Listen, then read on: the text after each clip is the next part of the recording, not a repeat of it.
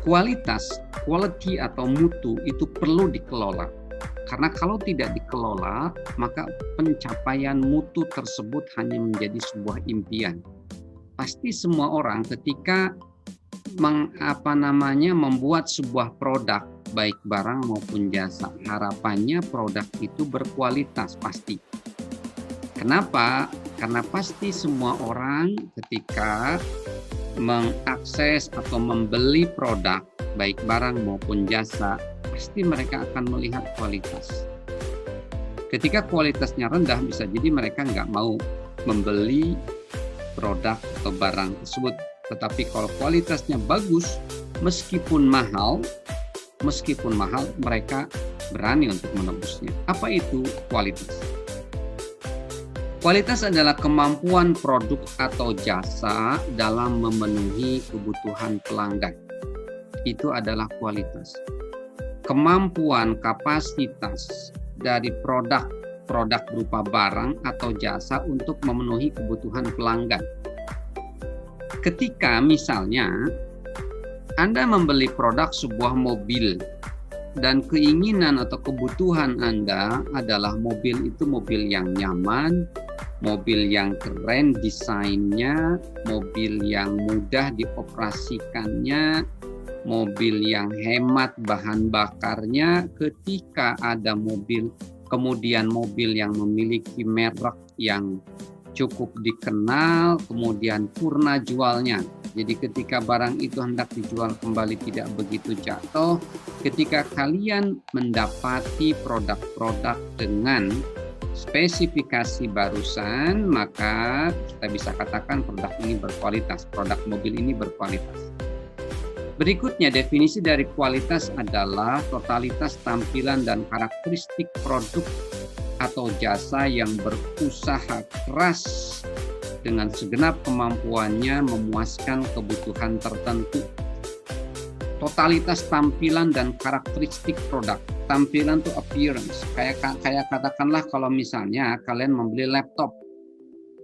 Laptop tersebut tampilannya, appearance-nya, penampakannya, ya, itu misalnya memuaskan buat kebanyakan orang atau untuk orang-orang tertentu, memuaskan. Dan karakteristik dari produk atau jasa tersebut, karakteristik dari laptop tersebut enak dipakai, nyaman. Ketika misalnya dipakai buat ngetik itu relatif lembut seperti itu, maka itu adalah karakteristik dari produk tersebut, karakteristik dari laptop tersebut.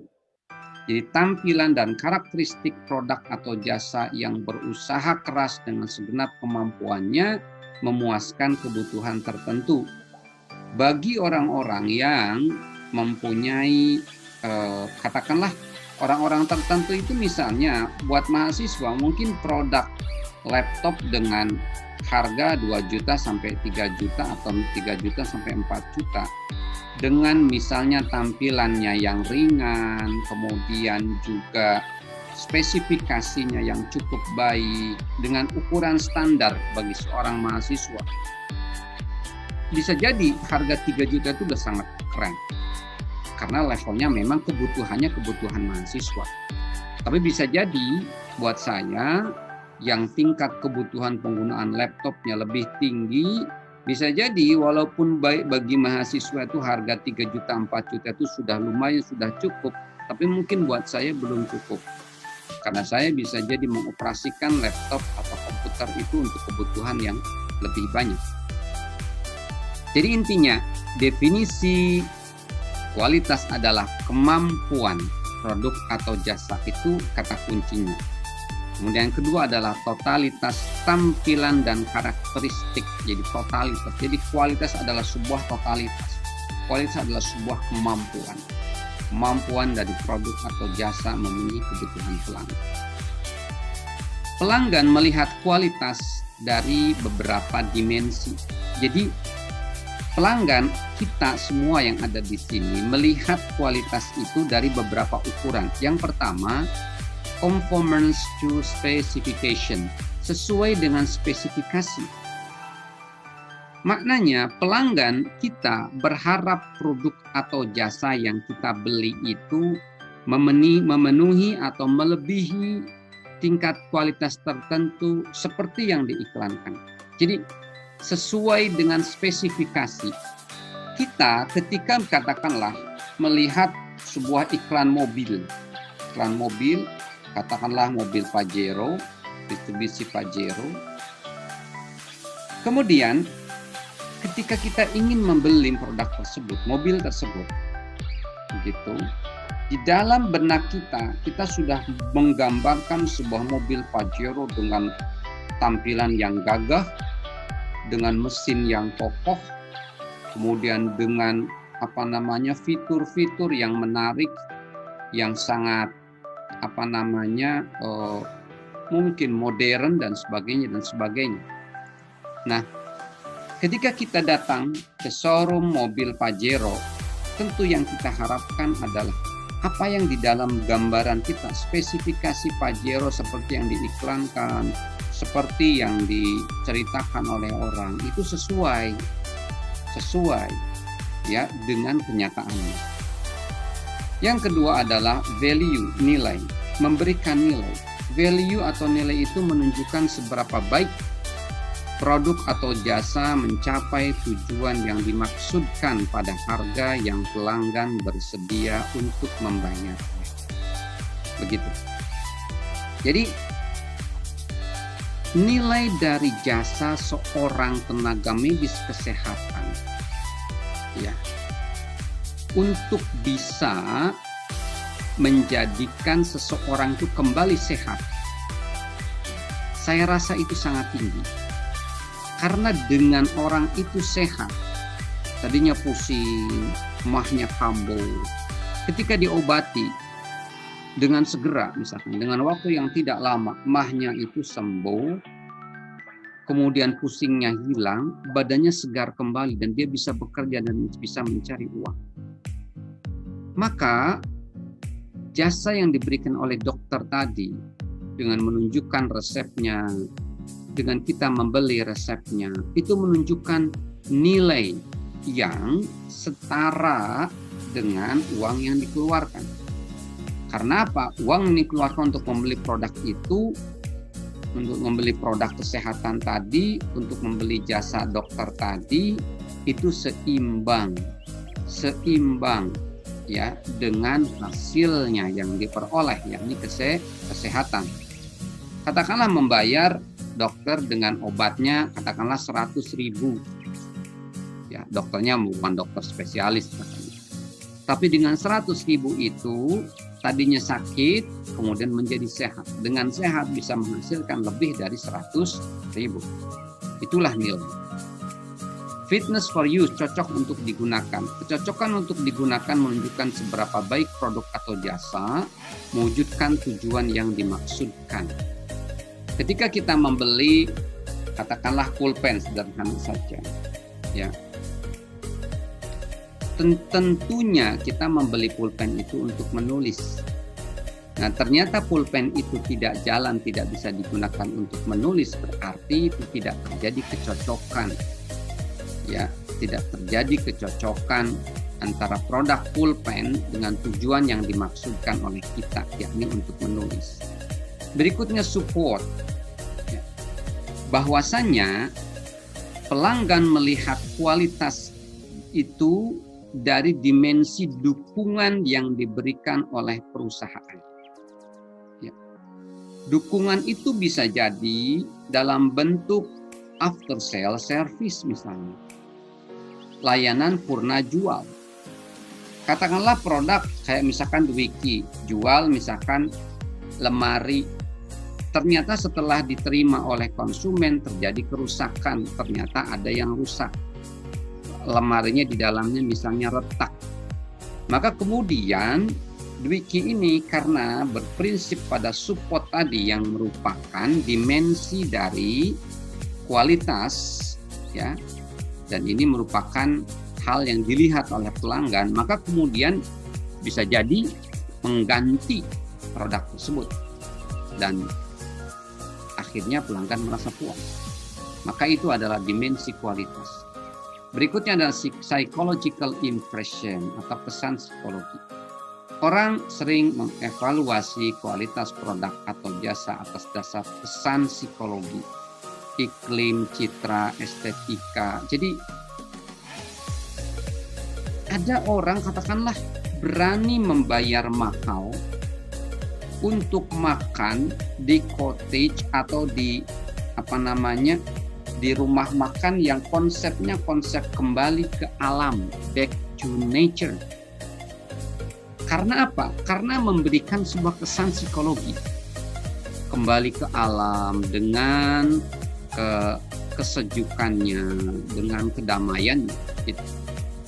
Berarti itu adalah bagian dari dimensi ya, yang dinilai oleh pelanggan ya terkait dengan kualitas.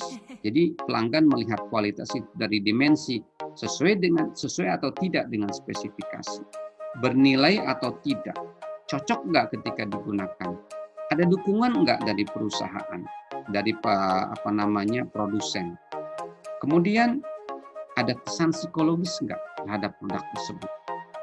Ada produk yang harganya sebetulnya mungkin tidak begitu mahal-mahal banget, katakanlah kayak cincin kayak gitu ya, atau ali, tetapi dengan impresi psikologi yang sangat tinggi karena mengevaluasi bahwa cincin ini adalah cincin peninggalannya Romawi kuno atau apapun, dengan impresi psikologis itulah dia berani bayar mahal karena melihat di sana ada kualitas. Selanjutnya ada dimensi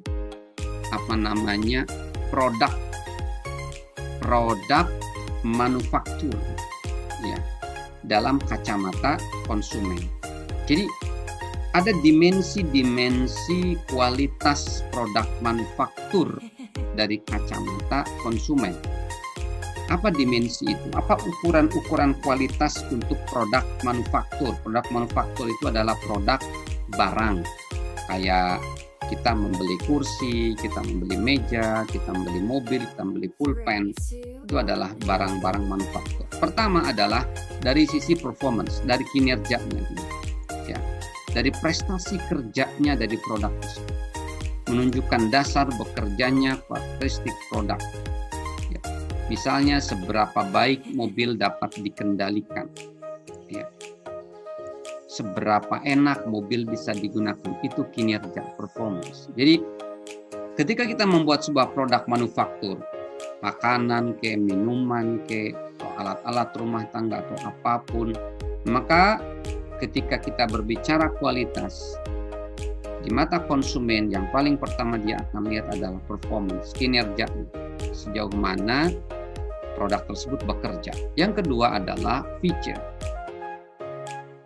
Merupakan fitur tambahan atas fitur dasar seperti CD stereo atau lapisan kulit pada mobil. Jadi ada tambahan-tambahan fitur dasar, ada tambahan-tambahan sesuatu yang menjadikan produk itu menjadi lebih menarik. Mobil memang fungsinya adalah untuk mobilitas, pergerakan gitu. Dan yang paling intinya kita pakai mobil adalah kita menggunakan mobil dan mobil itu jalan membawa kita ke tempat tujuan.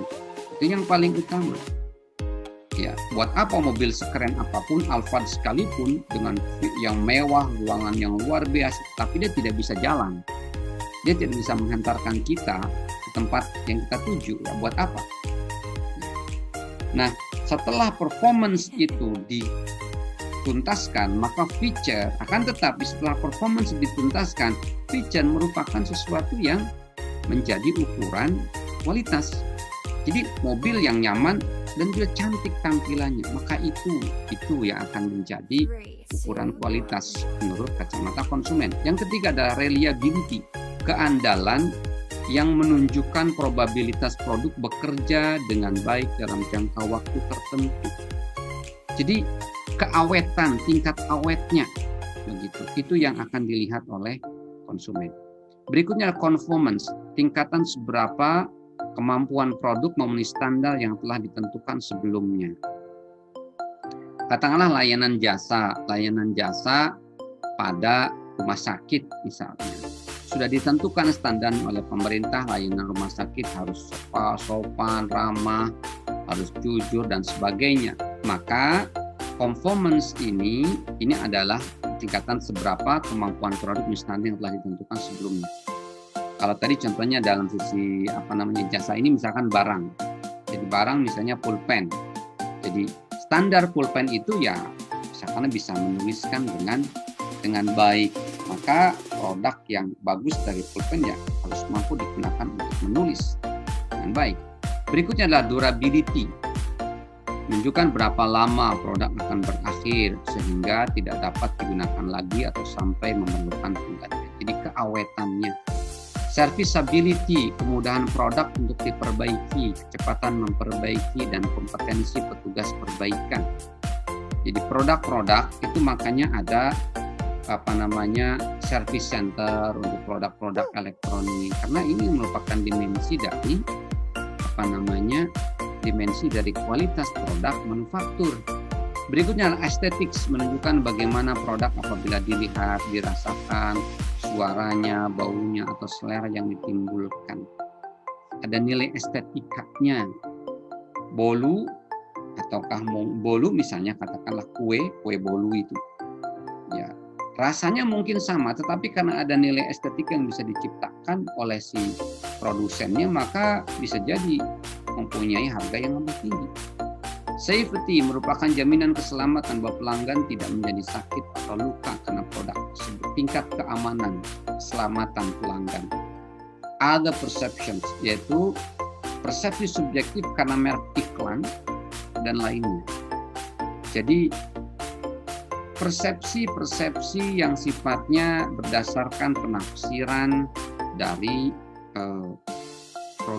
pelanggan terhadap produk tersebut. Mungkin persepsi dia misalnya untuk persepsi masyarakat pada umumnya mungkin ketika melihat produk katakanlah batik misalnya begitu, dia juga harus melihat bahwa batik itu juga bisa jadi mencerminkan sebuah tempat, katakanlah batik Cirebon begitu. Bagi orang yang senang batik Cirebon, maka ketika lihat batik ya tidak hanya melihat yang ke atasnya, tapi ada persepsi subjektif dia bahwa saya sih pokoknya yang batik ya batik Cirebon, itu namanya persepsi subjektif seperti itu. Itu juga menjadi sebuah dimensi kualitas dalam produk manufaktur. Nah sekarang dimensi kualitas dari produk jasa. Jasa itu seperti pendidikan itu jasa, perbankan itu jasa, kemudian kayak misalkan kalian cukur rambut itu jasa, kemudian apalagi masih banyak lagi, misalnya travel itu jasa. Dimensi kualitas dalam produk jasa menurut customer adalah yang pertama time and timelines. Berapa lama ukuran pelanggan harus menunggu pelayanan. Pelayanan di bidang jasa yang lebih cepat, paling cepat, itu biasanya yang akan menjadikan dia lebih laku. Kita bikin baju di sebuah tailor atau tukang jahit. Tukang jahit A misalnya 5 hari, tukang jahit B misalkan 7 hari. Bisa jadi kita memilih tukang jahit A karena lebih cepat. Itulah jasa terkait dengan waktu. Yang kedua, completeness, menunjukkan apakah yang diminta pelanggan disediakan atau tidak. Gitu. Kita meminta kepada tukang jahit, saya mau bajunya misalnya dengan gaya yang seperti ini atau model seperti ini. Dan kemudian ada hadir model tersebut ada dan bisa dilaksanakan. Maka itu adalah kesempurnaan, completeness, yang menunjukkan keinginan pelanggan itu bisa terpenuhi. Yang ketiga adalah courtesy, menunjukkan bagaimana pelanggan dilayani oleh pekerja. Jasa itu selalu mengharuskan adanya keramah tamahan. Kalau orang bekerja atau membuka usaha jasa tapi dia tidak ramah, so forget it, dia tidak akan didatangi oleh pelanggan. Mungkin pelanggan akan enggan-engganan, bukan tidak mau datang lagi. Accessibility dan convenience menunjukkan tentang seberapa mudah pelanggan mendapatkan pelayanan. Artinya kedekatan dengan tempat tempat pelanggan, kemudahan untuk mengakses, kenyamanan ketika datang ke tempat tersebut, itu adalah hal yang sangat penting. Misalnya kalian pengen membuka usaha jasa apa misalkan, jasa bengkel mobil. Tentu saja kemudahan akses, kenyamanan ketika para pelanggan itu datang itu menjadi hal yang sangat penting. Gak mungkin kita buka bengkel mobil, bengkel motor di puncak gunung tanpa ada akses jalan. Siapa yang mau datang? Berikutnya adalah akurasi, menunjukkan apakah pelayanan berjalan baik setiap saat. Jadi akurat. Jadi perlu ada konsistensi. Jadi kalau misalnya datang ke bengkel, kemarin ramah, sekarang kok nggak ramah? Besoknya ramah lagi, besoknya nggak ramah lagi. Ini berarti tidak ada keakuratan. Responsiveness menunjukkan seberapa baik perusahaan bereaksi terhadap situasi yang tidak seperti biasanya. Ketika misalnya kita memperbaiki mobil, kemudian baru juga dipakai udah rusak lagi. Ketika kita misalnya telepon kepada si bengkel, Pak maaf ini kok mobil udah rusak lagi, baru saya pakai. Nah ketika si mobil, oh ya Pak terima kasih atas informasinya, silahkan bawa lagi ke sini nanti kita perbaiki, Bapak gratis, tidak usah bayar lagi. Itu namanya responsiveness. Ini yang menunjukkan kualitas dari sisi jasa. Makna dari kualitas menurut Roberta R. Russell dalam Operation Management dan Operasi, makna kualitas dalam kacamata pelanggan dan dalam kacamata produsen. Dalam kacamata produsen, ketika dia melakukan kegiatan production adalah terkait dengan quality of conformance. Kualitas dari kesesuaian terhadap spesifikasi. Jadi udah ditentukan, misalnya harus bikin mobil itu dengan bahan-bahan ini, cara gunanya, cara prosesnya begini, kemudian biayanya juga segini, harus murah, begitu, harus murah tapi kualitas bagus. Ini dalam kacamata produsen. Dalam kacamata konsumen, yang disebut barang yang berkualitas itu, makna kualitas menurut konsumen adalah kualitas dari desain. Pertama, kualitas atau karakteristik dari kualitas dari karakteristik. Karakteristik kayak tadi misalkan mobil digunakan, bisa nyaman, bisa jalan, seperti itu. Yang kedua adalah harga. Harga tidak terlalu mahal atau harga sesuai dengan kantong, sesuai dengan keuangan. Yang ini adalah terkait dengan marketing. Jadi ini bagian produksi agar sesuai dengan keinginan produsen. Nah, ini adalah bagian marketing kalau di perusahaan agar sesuai dengan keinginan konsumen. Nah, perspektif dari produsen dan perspektif dalam konsumen ini akan ketemu di dalam kecocokan untuk penggunaan oleh pelanggan atau konsumen gitu. Jadi cocok. Produsen menghasilkan barang yang sesuai dengan spesifikasi dengan biaya yang rendah. Kemudian bagi konsumen kualitas dari desain, kualitas dari karakteristik dengan harga, dan kemudian terjadilah penggabungan, temu di satu titik yang namanya kan fitness for consumer use, kecocokan untuk penggunaan yang dilakukan oleh para konsumen. Jadi konsumen itu cocok, karakteristiknya bagus, berkualitas, harganya juga lumayan, maka dia kemudian merasa cocok menggunakan produk tersebut. Ya. Makna persaingan pelanggan sekarang, makna kualitas dalam persaingan. Pelanggan sekarang lebih menyukai kualitas daripada pelanggan masa lalu. Zaman sekarang tuh orang memang lebih melihat pada kualitas. Kadang orang bisa mengeluarkan uang sangat banyak demi sebuah kualitas. Produk atau jasa yang dipersepsikan pelanggan berkualitas tinggi mendapatkan kesempatan pasar lebih baik daripada yang dipersepsikan berkualitas rendah. Contoh misalkan begini aja, pendidikan sekarang. Pendidikan sekarang tuh untuk di swasta jauh lebih mahal. Dulu yang namanya madrasah ibtidaiyah, madrasah sanawiyah, madrasah aliyah itu dinilai relatif rendah. Tapi sekarang pesantren-pesantren yang menawarkan pendidikan dengan ada nilai tambah yang tinggi, misalkan anak bisa hafal Quran, anak bisa baca Al-Quran, anak bisa membaca berbicara bahasa Arab, bahasa Inggris yang lancar.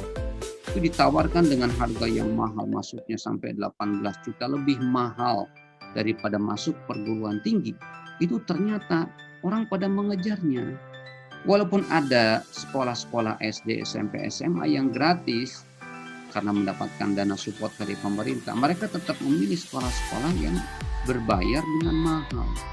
Kenapa? Karena melihat ada kualitas di sana. Gitu.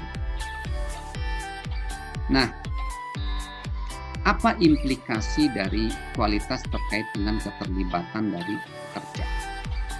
Keterlibatan pekerja yang berkaitan dengan kualitas menyangkut kegiatan.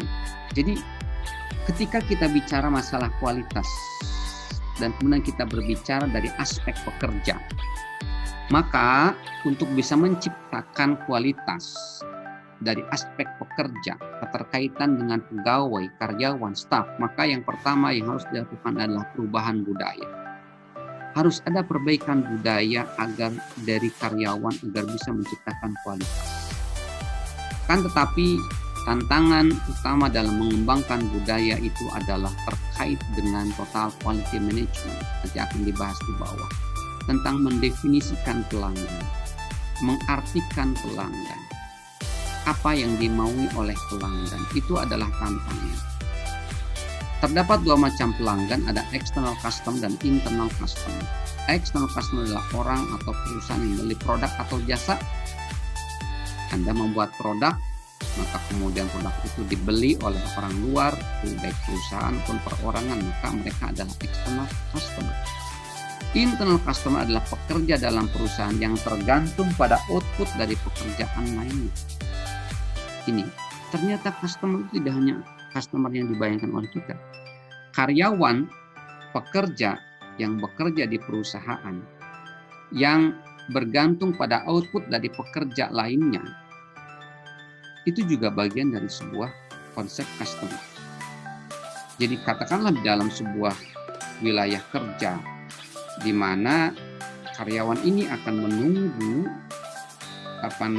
output atau luaran dari pekerjaan dari karyawan sebelumnya. Nah, itu adalah para pekerja yang menggantungkan kepada output dari pekerjaan karyawan sebelumnya. Berikutnya adalah terkait dengan keterlibatan pekerja yang berkaitan dengan kualitas, terkait juga dengan pengembangan individu.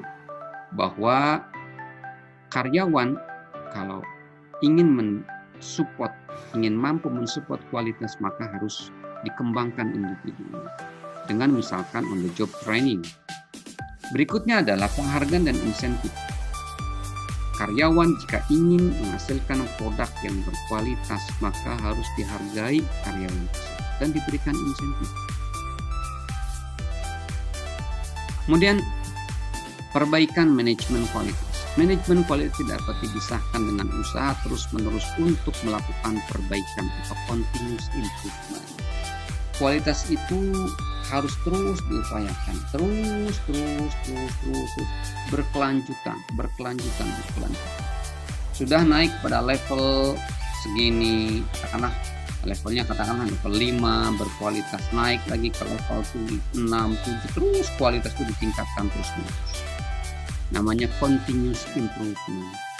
Langkah yang harus dilakukan untuk memulai perbaikan berkelanjutan adalah yang pertama, melatih pekerja dalam metode proses statistik dan alat lain untuk memperbaiki kualitas dan kinerja.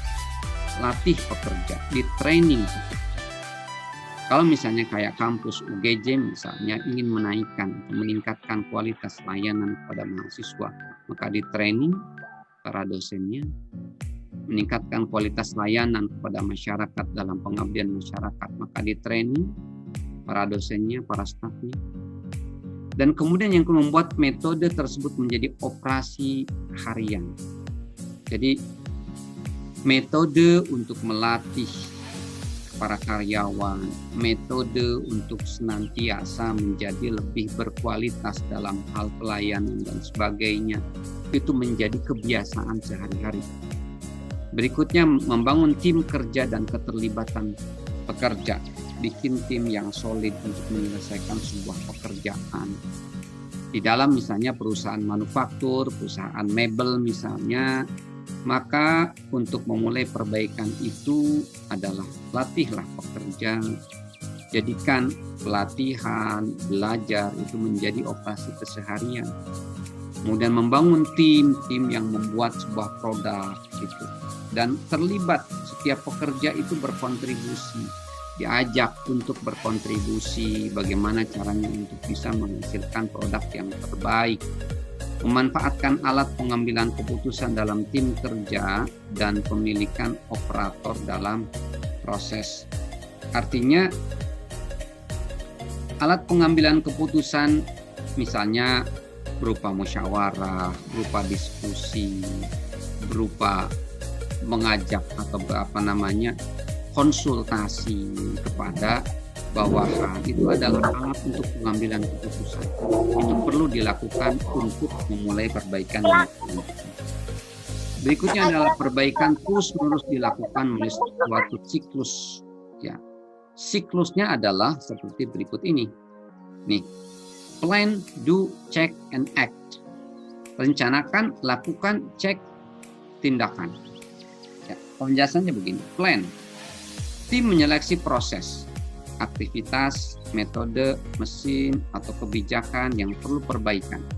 Jadi ketika terjadi, misalkan gini, kita perlu melakukan sebuah perbaikan. Ya, perbaikan apapun dalam sisi proses, perbaikan dari sisi desain, dari sebuah produk, ya, maka lakukan dengan cara ini, plan, do, check, and act. Tim menyeleksi proses, aktivitas, metode, mesin, atau kebijakan yang perlu perbaikan. Dicek ini ada yang rusak apa mesin. Ini metode apa ini yang salah. Ini aktivitas apa ini yang keliru. Kemudian lakukan, do, menjalankan rencana dan memonitor progres. Jadi setelahnya dicek dan disimpulkan, perlu melakukan perbaikan ini, perbaikan mesin ini, atau mengganti mesin ini. Lakukan. Dan monitor apakah mesin baru itu berjalan dengan baik. Ya, lakukan dan kemudian monitor, kemudian cek. Tim menganalisis data yang dikumpulkan selama tahap do. Jadi dimonitor dan kemudian dianalisis, monitor, dilihat, dan kemudian diperoleh data, misalnya dimonitor ternyata progresnya dari hari ke hari. Ini mesin yang baru ini cukup menunjukkan kekuatannya, kecocokannya dengan yang dimaui oleh kita. Maka berdasarkan hasil data setiap hari itu kita mengecek, menganalisis, dan kemudian act untuk memperbaiki prestasi atau hasil kerja. Jadi setelahnya kita melakukan, kemudian kita mengecek, maka kemudian kita bertindak. Oke, kalau begitu, misalnya kita dengan adanya mesin yang sudah diperbaiki dan sudah baik kembali, mari kita lakukan tindakan untuk memperbaiki sebuah proses produksi yang kemarin itu terhambat. Ayo kita mulai lagi. Ini sudah ada mesin yang rusak, sudah kita perbaiki, sudah kita ganti. Kemudian kita monitor, ternyata mesin ini berjalan dengan baik, kita cek rutin, dalam beberapa hari ternyata oke. Ayo kita kemudian mulai lagi sebuah tindakan untuk perbaikan kualitas produk. Plan, do, check, and act, PDCA. Kualitas itu perlu biaya, dan ada beberapa jenis biaya. Pertama, prevention cost, berkaitan dengan kerusakan sebelum terjadi. Jadi kalau misalkan kita membuat sebuah usaha, maka simpan dana untuk antisipasi ketika terjadi kerusakan. Yang kedua adalah appraisal cost, terjadi dalam mengukur tingkat kualitas yang diusahakan sistem operasi. Jadi biaya untuk mengappraise, menilai. Bisa jadi kita perlu seseorang yang kita hire, katakanlah di dalam usaha jasa atau apapun, untuk menilai apakah apa yang kita lakukan ini sudah pas atau tidak, sudah tepat atau tidak, seperti itu. Jadi ada biaya untuk penilaian, untuk menilai kinerja perusahaan ini, menilai kinerja kualitas yang kita hasilkan, produk yang dihasilkan itu sudah berkualitas atau tidak. Ada biaya untuk penilaiannya. Internal failure cost sebagai hasil produksi yang produksi yang ditemukan selama produksi dari produk atau jasa. Jadi ada biaya untuk kegagalan internal. Jadi bisa jadi hasil produksi ternyata keliru, ya resiko internal failure cost harus kita siapkan. Biaya karena kegagalan karena ada kecacatan ketika kita membuat produk. Katakanlah bikin lemari, ternyata lemarinya itu miring, maka harus diperbaiki lagi, misalkan diganti apanya di dalamnya, ya itu namanya internal failure cost. Ada external failure cost, timbul ketika produk cacat ditemukan setelah pelanggan menerima produk atau jasa. Kita kirim barang misalkan keluar, ternyata barangnya kemudian rusak. Gitu. Di sini biaya deteksi dan koleksi, ada proses, ada final testing, dan ada customer testing. Di sini dari mulai di bawah, biaya deteksi rendah ketika dalam proses. Nah, ketika sudah di customer testing ini, ternyata ada kecacatan, wah biayanya itu tinggi. Kayak kemarin baru ada beberapa minggu yang lalu itu ada pengumuman bahwa Toyota atau produk apa menarik atau meminta memanggil ulang mobil-mobil yang dihasilkan pada tahun-tahun tertentu untuk diganti tangki bensinnya beberapa minggu yang lalu. Itu biayanya pasti lebih tinggi karena sudah pada level customer testing ini. Ya, ketika baru terdeteksinya sudah di tangan customer, wah itu biayanya lebih tinggi. Tapi kalau masih di dalam proses, itu biayanya lebih rendah. Total quality management. Sekarang ada prinsip dalam peningkatan kualitas yang disebut total, perubahan secara menyeluruh terhadap seluruh proses kinerja organisasi. Jadi perubahan ke arah yang lebih baik. Komitmen organisasi untuk memuaskan pelanggan dengan secara berkelanjutan dengan memperbaiki setiap proses bisnis yang terkait dengan penyampaian barang atau jasa. Berikutnya adalah pencapaian kepuasan pelanggan secara konstan melalui perbaikan secara berkelanjutan dari semua proses organisasi. Jadi total quality management adalah proses pencapaian kepuasan pelanggan dengan perbaikan yang terus menerus. Kenapa perlu TQM? Karena kepuasan pelanggan merupakan inti dalam roda total quality management dan merupakan fokus kepuasan pelanggan. Pelanggan yang puas maka dia akan loyal. Pelanggan yang puas maka dia akan kembali membeli produk kita. Ini gambaran total quality management. Customer satisfaction ditempatkan di bawah. Ya. Untuk menciptakan customer satisfaction maka ada continuous improvement. Terus menerus ada peningkatan yang terus menerus, tidak pernah berhenti, meningkatkan terus, kualitas ditingkatkan. Kemudian untuk meningkatkan kualitas itu perlu yang namanya employee involvement, keterlibatan dari karyawan. Karyawan harus dilibatkan terus untuk menciptakan customer satisfaction. Nah, continuous improvement dan employee involvement itu melalui apa? Benchmarking, purchasing, proses design, product for service design, dan problem solving tools. Ini 1, 2, 3, 4, 5. Ini total quality management. Untuk mencapai customer satisfaction, lapisan yang paling dalam untuk mencapai kepuasan customer adalah perbaikan berkelanjutan dan keterlibatan karyawan.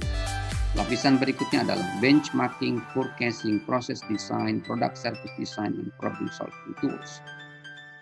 Prinsip dari TQM adalah kepuasan pelanggan, keterlibatan pekerja, dan perbaikan kualitas yang berkelanjutan.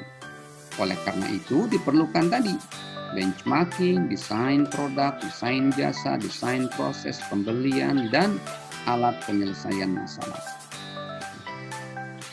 Implikasi ketika kita ingin melakukan total quality management, maka pertama kita harus melakukan marketing and development. Karena kita ingin mendefinisikan apa yang diinginkan oleh pelanggan, maka kita harus melakukan marketing research, ya, riset pasar dan pengembangan pasar. Yang kedua adalah engineering. Engineering itu perekayasaan, menciptakan desain untuk memenuhi harapan pelanggan. Yang ketiga adalah pembelian. Ketika kita membuat sebuah produk, maka ketika kita megang TQM, maka harus membeli barang atau bahannya hanya yang berkualitas tinggi. Berikutnya adalah terkait dengan personel. Maka kita harus menerima pekerja dan kemudian kita melatih mereka keterampilan dengan menyediakan pelatihan. Berikutnya adalah manajemen.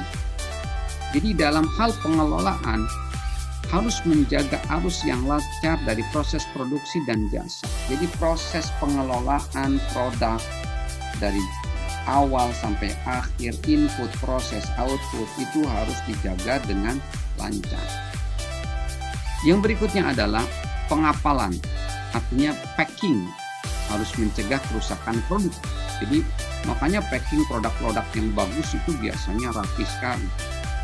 Berikutnya adalah setelah penjualan atau purna jual, after sales,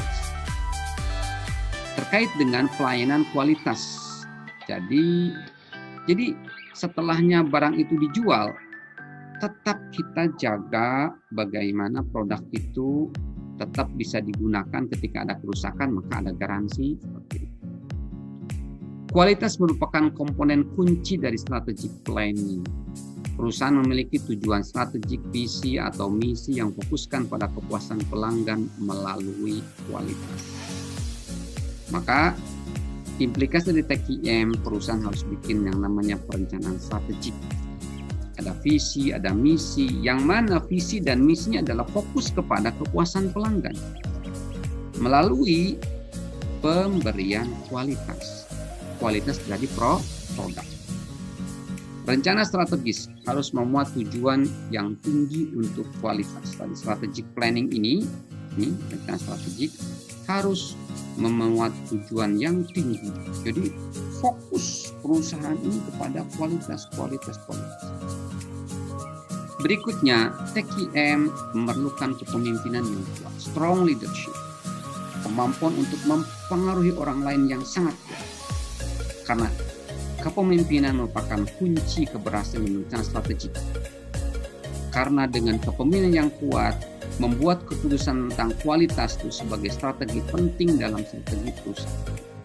Karena dengan kepemimpinan yang kuat bisa membuat keputusan tentang kualitas.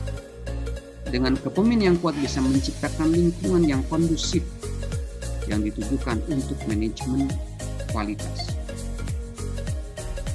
Cara memperbaiki total quality management adalah pertama dengan melakukan benchmarking. Benchmarking itu kayak kita melakukan penstandaran. Kita pengen melakukan ini layanan jasa, misalnya layanan jasa perbankan. Kira-kira ikut standarnya standar yang mana? Begitu. Definisinya adalah prosedur secara kontinu dan sistematis yang mengukur produk, jasa, dan proses terhadap pemimpin industri. Jadi kita misalkan melihat, kalau misalnya katakanlah kita mau bikin usaha apa, misalnya kita membuat makanan yang katakanlah kayak bolu yang sekarang itu, bolu yang kotak-kotak seperti itu tuh, sejenis Amanda seperti itu. Nah, ketika kita ingin membuat produk sejenis bolu yang di kotak kertas itu, maka kita akan melihat standarnya adalah kepada pemimpin dari produk ini. Karena pemimpin produk ini adalah produk bolu Amanda, maka kita melihat ke sana. Gitu.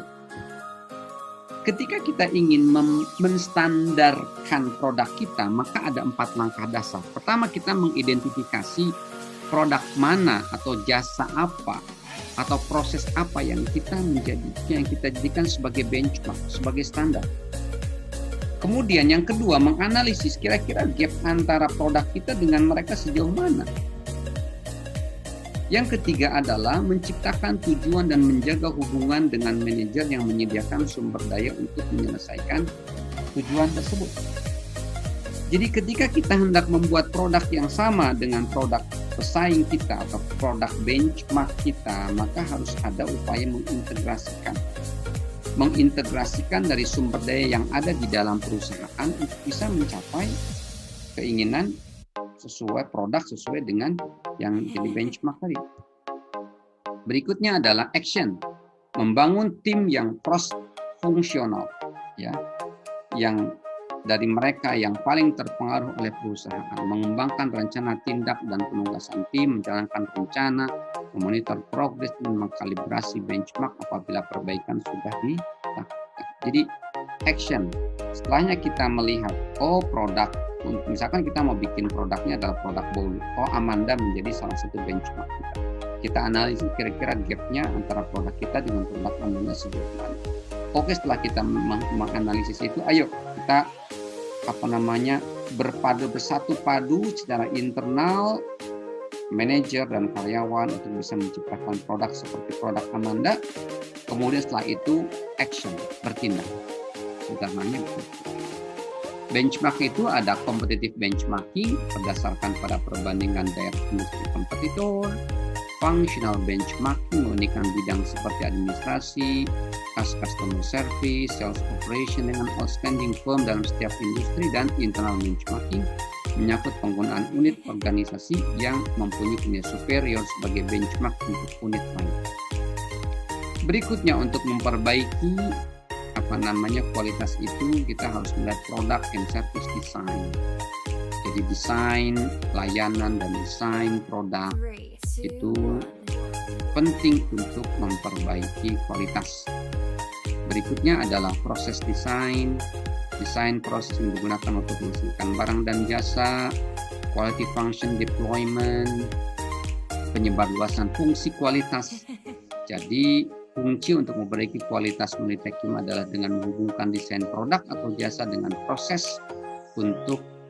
yang menghasilkannya. Quality function deployment merupakan pendekatan yang dilakukan untuk menjawab pertanyaan apa yang diperlukan, yang diinginkan oleh pelanggan. Di mata pelanggan, seberapa baik kita bekerja relatif dibandingkan dengan pesaing kita.